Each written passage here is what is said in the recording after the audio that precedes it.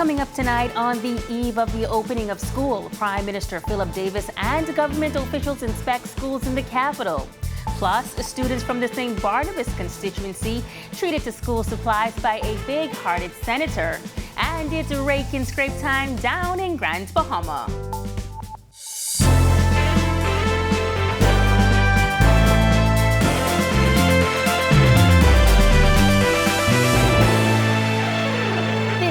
Our News Weekend Edition. Thank you so much for tuning in. I'm Megan Shepard. Just hours before the start of the 2022-2023 school year, Prime Minister Philip Davis, Minister of Education Glenys Hannah Martin, and Minister of Works Alfred Sears taking a tour of 5 schools on the island. A number of these schools still undergoing repairs. However, the Prime Minister, filled with optimism and confidence, says he is elated. Prime Minister Philip Davis says the delegation chose to view schools in most in need of repair. Now, some schools appear to be in good standing, while others had several contractors on site still carrying out work and repairs. PM Davis says that despite all appearances, schools will be ready to receive students. The noise, you see a lot of workers here at this site, but most of it is just cleaning up, and you're assured that these works will be completed, and the cleanup will be completed before 2 a.m. in the morning.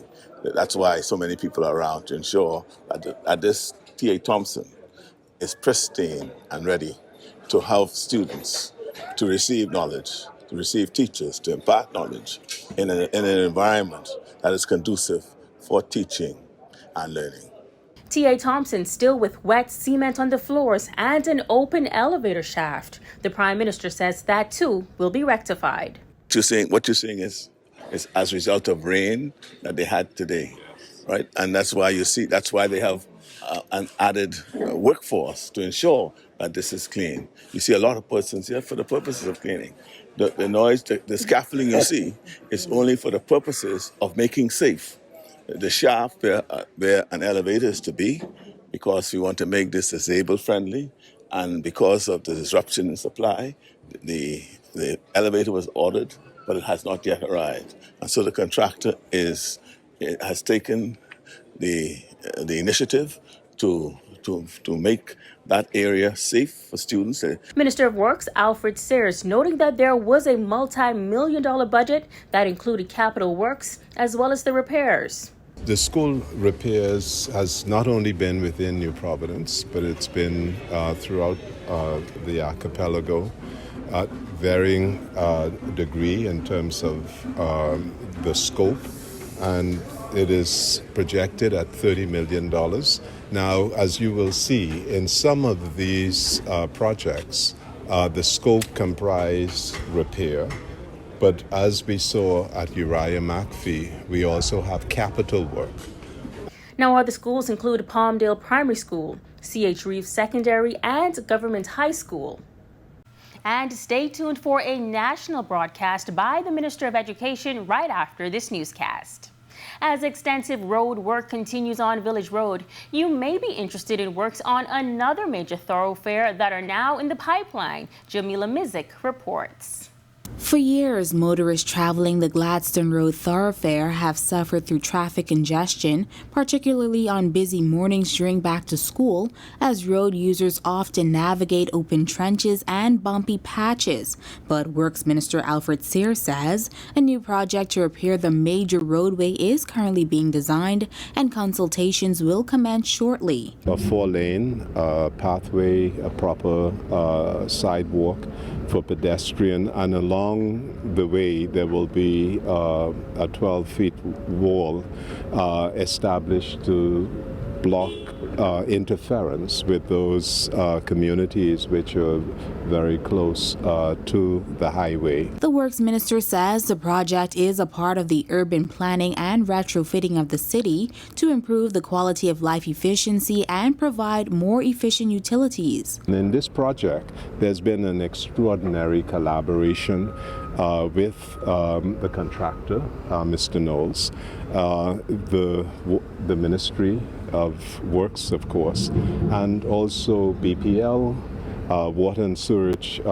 Corporation, and Cable Bahamas. While he could not say exactly when consultation would begin, Sir says preliminary work is being done. On some of the properties, we have issues that are being resolved. So whenever you have the expansion of a roadway, it involves property issues which have to be resolved either by way of negotiation or the government making a public acquisition and paying compensation to the landowner. Reporting for Our News, I'm Jamila Mizik.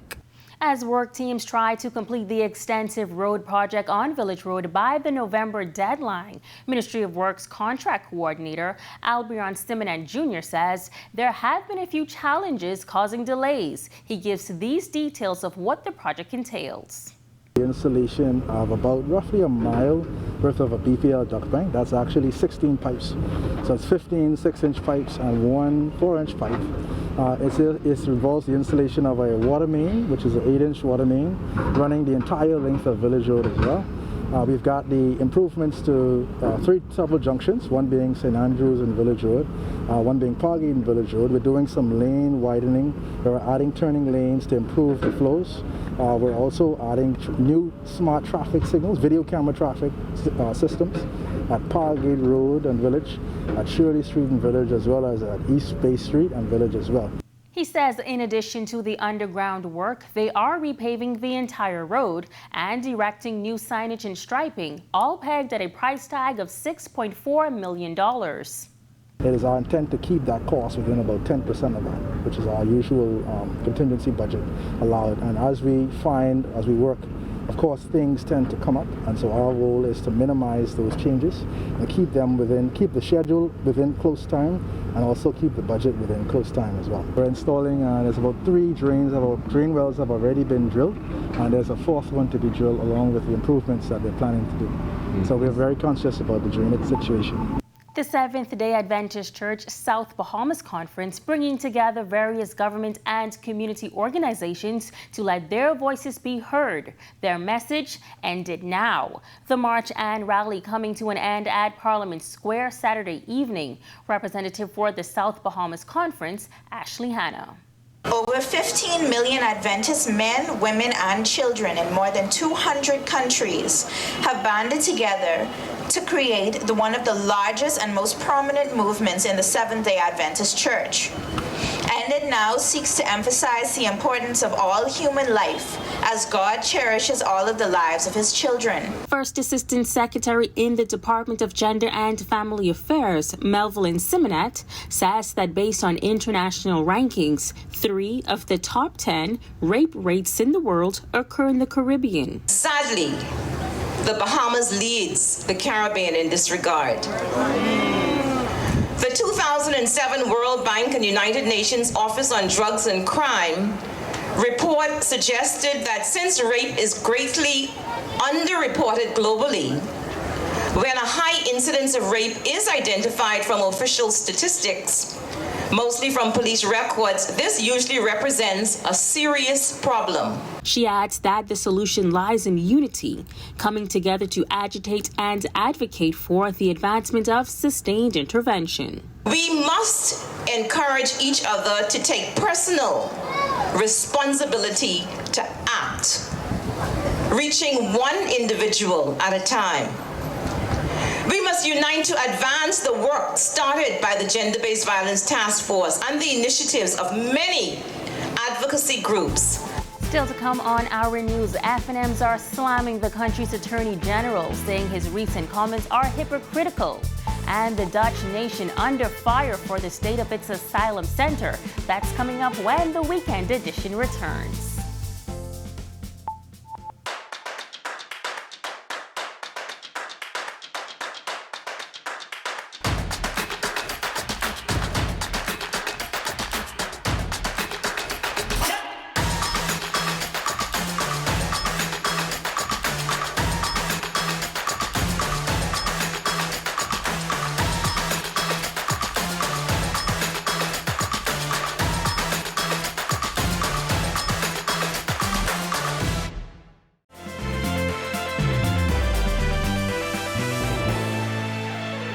The opposition is beyond disappointed, but not surprised, about Attorney General Ryan Pinder's recent comments concerning the Public Procurement Act. The Attorney General told reporters last week that the act has to be rewritten because it lacks the criteria for the government to be able to efficiently conduct business. Responding to those comments, former Prime Minister Dr. Hubert Minnis says he does not understand the government's current position.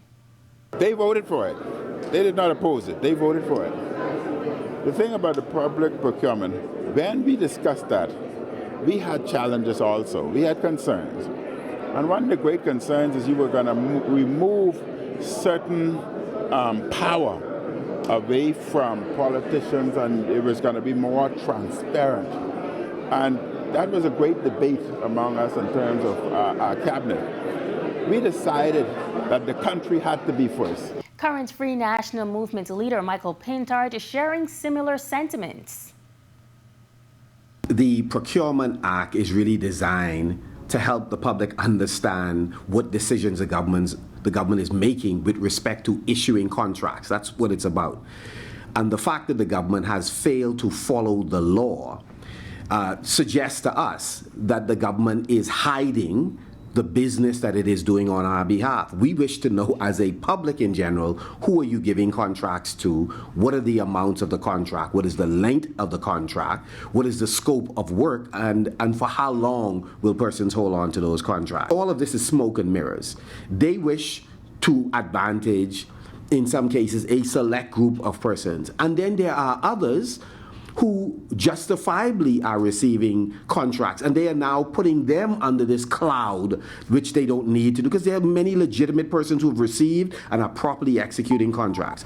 Meantime, Free National Movement leader Michael Pintard is suggesting criminal records for those arrested for small amounts of marijuana for personal use be expunged. Pintard says the Davis administration should give it as much attention as expunging the criminal records of those who broke COVID-19 emergency orders. Marlena Leonard has more in this story. Today, at a press conference for the Free National Movement, the party's leader, Michael Pintard, had a lot to say about the Davis administration's handling of the marijuana legislation. Pintard says certain things like the expunging of records for Bahamians arrested for small amounts of marijuana for personal use is something that doesn't need to wait for marijuana legislation to be carried out. We raised this issue during the exercise where the government sought to expunge records of persons convicted of simple COVID offenses. The opposition fully supported that move.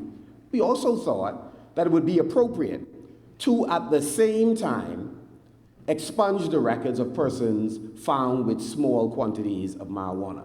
Pintard elaborates to give a potential cause of the delay. The Attorney General, in my view, was the most bullish in wishing to delay it, to incorporate it in, as he puts it, the legislation related to the cannabis industry, and I suspect restorative justice. The party leader suggesting that in the meantime, the possibility of working with industrial hemp is something that should be explored as a possible boost for the agricultural industry. We know that there is a multi-billion-dollar industry that is derived from the cultivation and processing of industrial hemp. The leader of the Free National Movement also calling on the Davis administration to not needlessly slow the process down. What we do believe is a waste of time is for this government to take an inordinate, unnecessarily long period of time. And we thought it would be important for this government to continue the discussions with the various stakeholders. Reporting for Our News, I'm Marlena Leonard. According to Deputy Prime Minister Chester Cooper, the world has moved on from COVID-19. The first case of COVID-19 was reported in the Bahamas on March 15, 2020. Today, the country has reported over 37,000 cases of COVID-19 and have had more than 800 people die as a result of the infectious disease. Here's how Cooper responded to a question about whether the Bahamas will look to relax or rather do away with many of the COVID protocols that still remain in place. We have, though, to be continuously mindful of the public health of our people, the capacity of our health infrastructure, and the Ministry of Health really try to balance these issues. as they look to relax our guidelines. There's COVID fatigue around the world. The world has moved on. We're a tourism destination. And suffice to say, you know my views. I believe it's important that Bahamians get vaccinated and that we continue the relaxation of our protocols. Pressure increased on the Dutch government on Friday to tackle what refugee advocates have called inhumane conditions at its main shelter for asylum seekers, as humanitarian group Médecins Sans Frontieres sent in a team to assist with medical needs. It was the first time that MSF, also known as Doctors Without Borders and mostly active in poor developing nations, was working in the Netherlands, a wealthy European Union state. The MSF emergency coordinator at the shelter said, humanitarians are saying the asylum seekers live in dismal, primitive circumstances as they impart to more than 700 asylum seekers who have been sleeping outside the reception center in Terapel in recent weeks. The Dutch Council for Refugees has said conditions at the Telepel Center in the northeastern province of Groningen are inhumane and violate European Union law. When our news comes back from the break, St. Barnabas youth treated to school supplies by a big-hearted senator, and one member of parliament is testing out new skills. You have to see this one. And it's Rakin's Great Time in High Rock Grants, Bahama. We have the details when the weekend edition returns.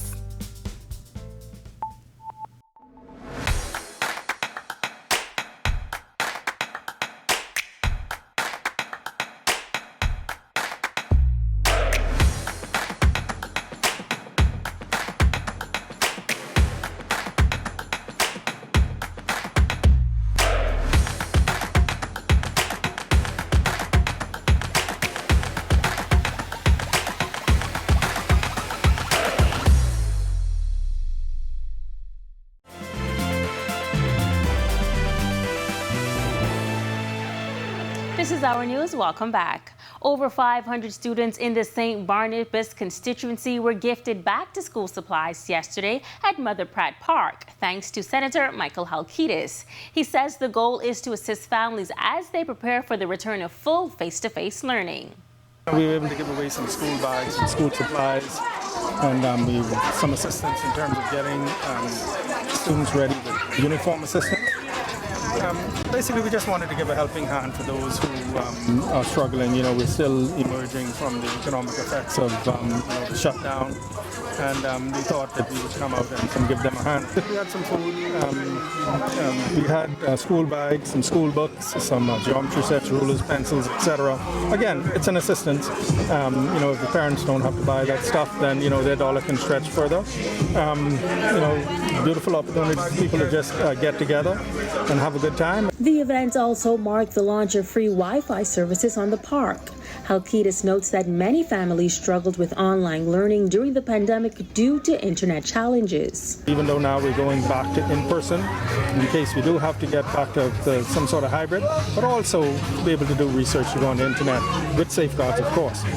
And then it's also important to be able to come together as a community. Going into a new school year, you have an opportunity to interact with the students and impart upon them the importance of studying, being respectful, dedicating themselves to their studies. And if you missed out on this giveaway, he says more packages will be available in the coming weeks. Of course, not everybody could come today, and so we're prepared for some overflow in the coming weeks for people who would come forward and said, for example, that they didn't have an opportunity to come. So we're prepared for 500. Everything looks like it's gone. So the people we've been here for about 3 hours, and there was a steady flow. And so, we think it was well received and much appreciated. And also in the back-to-school spirit, the Member of Parliament for Fox Hill, Fred Mitchell. Mitchell taking a more hands-on approach as he showcased his braiding skills during his braiding and hair cutting initiative.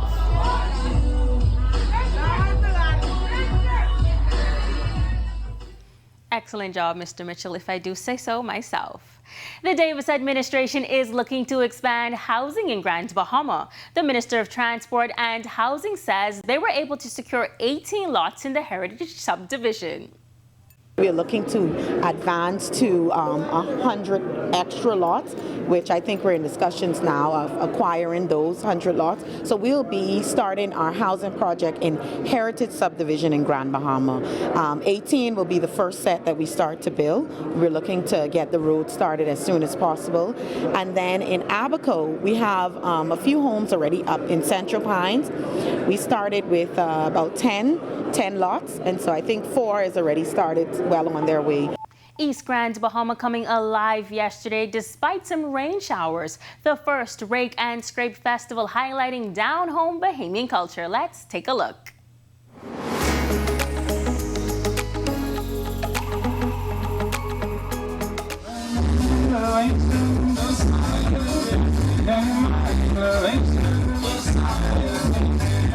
The Rake and Scrape Festival in High Rock officially in the history books as a success.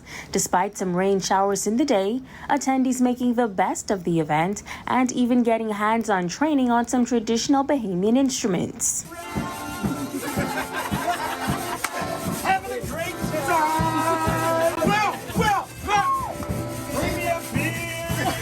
And then it was time for the professionals to hit the stage.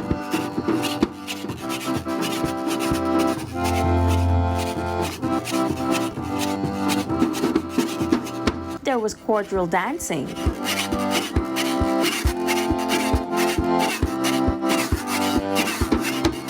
And even a little friendly competition.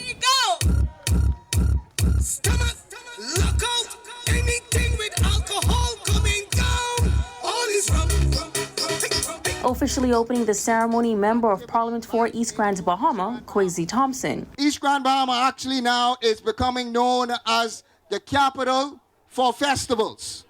We had the Coconut Fest, we had Sea Fest, we now have the Rake and Scrape, and soon we will have back the McLeanstown Count Cracking.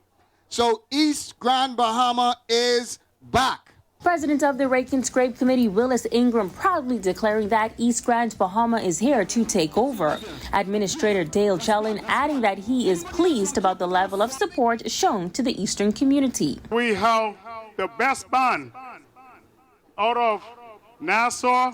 We have George Marshall out of Freeport. We have D-Mac, we have KB, and Gino D. This here is going to set the standard, ultimate standard for Eastern Grand Bahama and the Bahamas at large. We always speak about Rake and Scrape and Cat Island, but Cat Island now have to catch up to us. We have a lot of work still here in East Grand Bahama to do, and I know that these festivals would help to stimulate that economic growth. So I welcome each and every one of you. I hope that you have a good time and enjoy the native food and enjoy the native music. Shake a leg and enjoy yourself. The night also featuring a live performance. Grand Bahama, are you ready? That's right, that's right. Let's go. Coming up after the break, as the hours for back-to-school activity winds down, let's see what weather is in store for us. And from gospel to secular and possibly back to gospel, our Jean Joseph hung out with song artist Nishi Ellis. The details coming up when our News Weekend edition returns.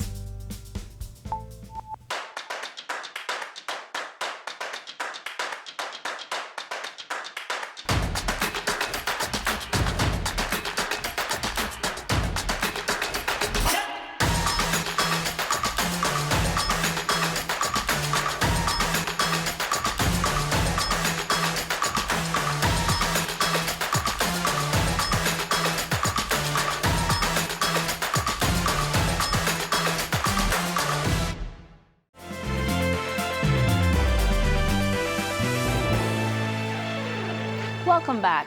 It's almost a given that it rains every year when our little ones return to school for the fall term. But let's check in with our weather forecast to see exactly what to expect.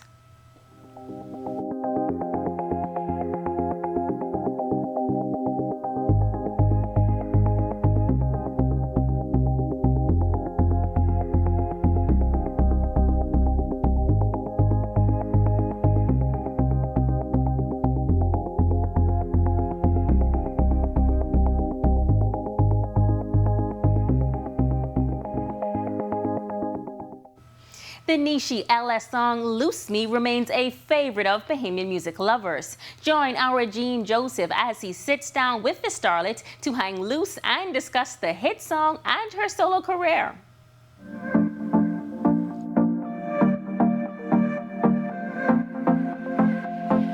Hey Bahamas, I'm Nishi LS. I'm a vocalist, songwriter, and entertainer, and I'm here to have a great time with you guys. Nishi LS started singing gospel with Charles Drake and CMA at 17 before joining Fred Ferguson and the Tingham Nim Band. Since then, she's worked with Irish Star and the Spank Band, Visage, and the Rhythm Band before striking out on her own. Loose Me, Nishi's first independent single, speaks to her lockdown woes. And though she experienced a bit more freedom than the average citizen because of her role as an essential worker, she says the COVID lockdown was a rough period.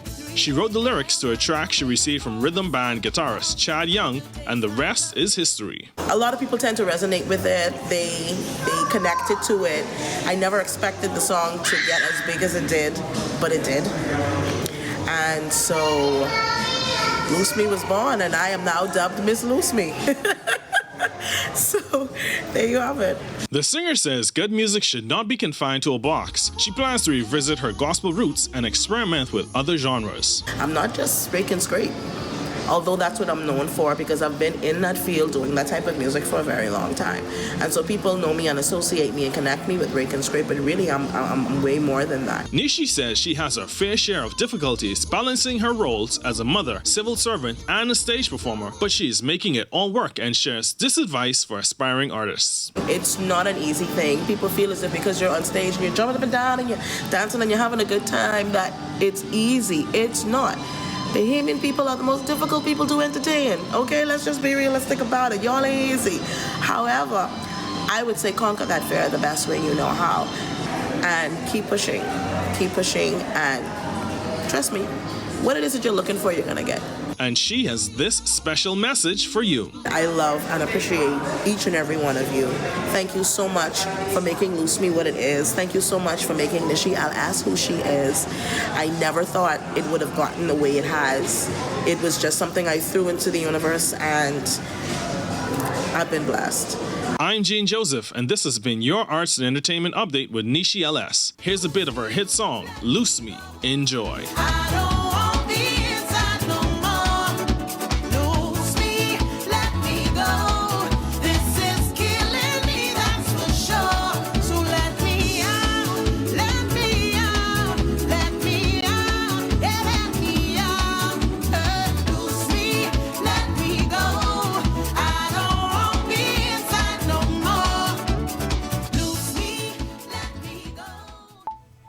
Thanks, Jean. And this programming note, stay tuned for a national address by the Minister of Education, the Honorable Glenys Hannah Martin, immediately following this newscast. And thank you so much for joining us for our News Weekend edition. On behalf of the entire team, I'm Megan Shepherd. Continue to enjoy the rest of your weekend.